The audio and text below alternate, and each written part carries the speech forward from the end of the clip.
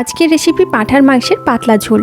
নমস্কার, আমি প্রিয়াঙ্কা আর তোমরা দেখছো প্রিয়াঙ্কার রান্নাঘর। রেসিপিটি শেষ পর্যন্ত সম্পূর্ণ দেখে নাও, আশা করি তোমাদেরও খুব ভালো লাগবে। আর প্রচণ্ড এই গরমের মধ্যে পাতলা পাতলা এই রকম পাঁঠার ঝোল খেতে কিন্তু সবারই খুব ভালো লাগে। তো এই রেসিপিটি বানানোর জন্য প্রথমেই আমি নিয়ে নেব 400 গ্রাম কচি পাঁঠার মাংস। এবারে মাংসটাকে ভালো করে আমি ধুয়ে নিয়েছি, তারপর এটাকে আমি ম্যারিনেট করে নেব।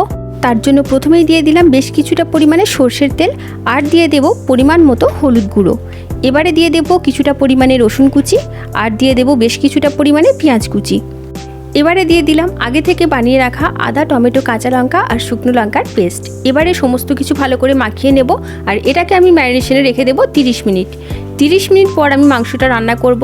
এখন 30 মিনিট হয়ে গেছে। এখানে কুকারের মধ্যে দিয়ে দিলাম সর্ষের তেল, আর কালারের জন্য দিলাম সামান্য পরিমাণে চিনি, আর ফোড়নে দেব কয়েকটা ছিঁড়ে নেওয়া তেজপাতা, আর দেব গোটা গরম মশলা। এবারে দিয়ে দেব সামান্য পরিমাণে রসুন কুচি, আর দিয়ে দেব বেশ কিছুটা পরিমাণে পেঁয়াজ কুচি। পেঁয়াজ আর রসুনটাকে আমি একটু ভালো করে ভেজে নেব।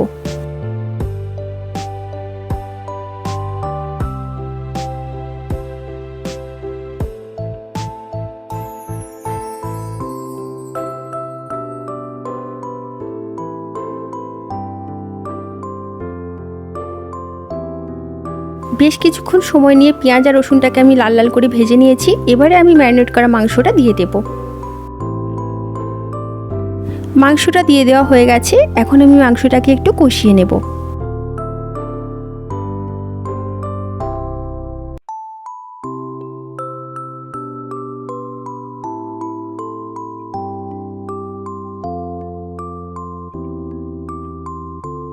বেশ কিছুক্ষণ কষিয়ে নেওয়ার পর দিয়ে দিলাম স্বাদ মতো নুন, আর দিয়ে দিলাম পরিমাণ মতো হলুদ গুঁড়ো, আর দিলাম পরিমাণ মতো কাশ্মীরি লঙ্কার গুঁড়ো।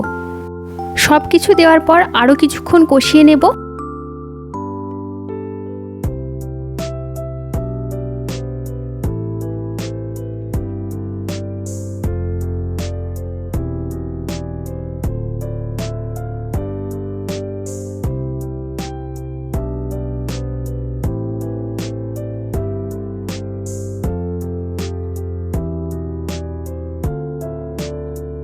বেশ কিছুক্ষণ সময় নিয়ে কষিয়ে নেওয়ার পর যখন মাংসটা থেকে তেল ছেড়ে দিয়েছে, এই অবস্থায় আমি দিয়ে দেব মশলার জারের যে জলটা ছিল এই জলটা।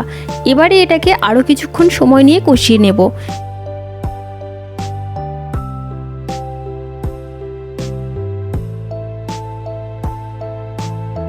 আরও কিছুক্ষণ সময় নিয়ে মাংসটাকে আমি কষিয়ে নিয়েছি। মাংসটা এখন অনেকটাই সিদ্ধ হয়ে গেছে, আর মাংসটা থেকে দেখো এখন অনেকটাই তেলও বেরিয়ে গেছে। এবারে আমি এর মধ্যে দিয়ে দেব আলু। আলুগুলো কিন্তু আমি সিদ্ধ করেও নিইনি, ভেজেও নিইনি, কাঁচা আলুই আমি এর মধ্যে দিয়ে দেব। আর আলুর সঙ্গে মাংসটাকে আমি আরও কিছুক্ষণ সময় নিয়ে কষিয়ে নেব।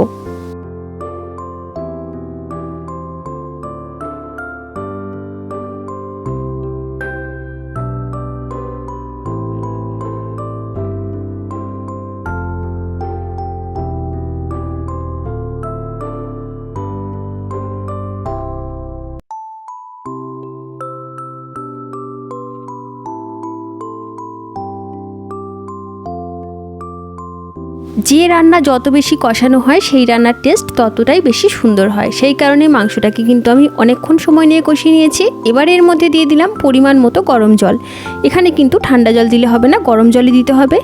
পরিমাণ মতো গরম জল দিয়ে একটু নাড়াচাড়া করে নেওয়ার পরে আমি এবারে কুকারের ঢাকনা বন্ধ করে দেব, আর এটাকে আমি সিটি দিয়ে নেব। আর 10টা সিটি যখন পড়ে যাবে তখন গ্যাসের ফ্লেমটাকে লোতে রেখে আমি 10 মিনিট মাংসটাকে রান্না করে নেব। মাংসটা সিদ্ধ হয়ে যাওয়ার পর প্রেসারের ঢাকনা খুলে দিয়েছি। এর মধ্যে দিয়ে দিলাম সামান্য পরিমাণে চিনি, আর দিলাম 1 চামচ গরম মশলা বাটা। এবারে আমি চিনি আর গরম মশলাটাকে খুব ভালো করে মাংসের সঙ্গে মিশিয়ে নেব। গ্যাসের ফ্লেমটাকে অফ করার পর কিন্তু আমি চিনি আর গরম মশলা বাটাটা দিয়েছি। পাঁঠার মাংসের পাতলা ঝোল রেডি হয়ে গেল। রেসিপিটি ভালো লাগলে তোমরা তোমাদের কাছের বন্ধুদের সঙ্গে ভিডিওটি শেয়ার করে নিও। পাঁঠার মাংসের পাতলা ঝোলের এই রেসিপিটি যদি তোমরা বাড়িতে বানাও তাহলে কিন্তু কমেন্টে জানাতে একদমই ভুলো না যে এটা খেয়ে তোমাদের কেমন লেগেছে। আমার চ্যানেলে নতুন বন্ধু হয়ে থাকলে চ্যানেলটিকে সাবস্ক্রাইব করে নেওয়ার অনুরোধ রইল। আমার সমস্ত সাবস্ক্রাইবার্স এবং ভিউয়ার্স বন্ধুদের জানাই অসংখ্য ধন্যবাদ। তোমাদের প্রতি আমার তরফ থেকে রইল অনেক অনেক ভালোবাসা। তোমরা সবাই ভালো থেকো, সুস্থ থেকো। ফিরে আসবো নতুন কোনো দিন, নতুন কোনো ভিডিও সঙ্গে নিয়ে। আজকের মতো টাটা।